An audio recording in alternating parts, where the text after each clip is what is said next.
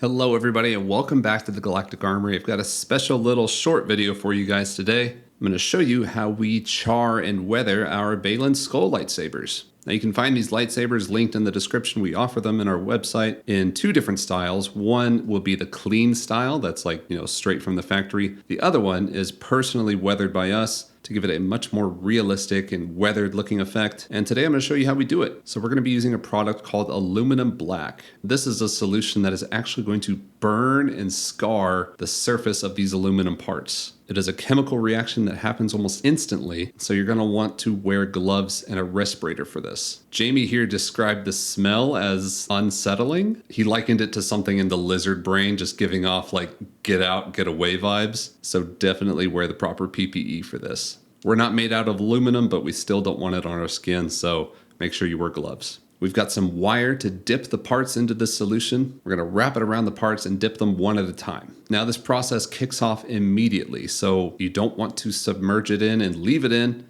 That's why we have the wire. We're just going to dip it in for a second or two, pull it out, and then actually wash it off with some water. If we don't wash it off, the outer coating of the lightsaber piece is actually going to continue to burn and scar the surface, and we don't want that. We want some measure of control over how black it gets. After washing it off with water, we like to take some steel wool and really scuff up the surface. That's going to do a couple of things. It's going to scrape off some of the outer layer of charring. It's also going to kind of mar the surface a little bit, and it's going to give it some cool looking and honestly realistic looking weathered scratches. The best part about this process is that you can repeat it as much or as little as you like.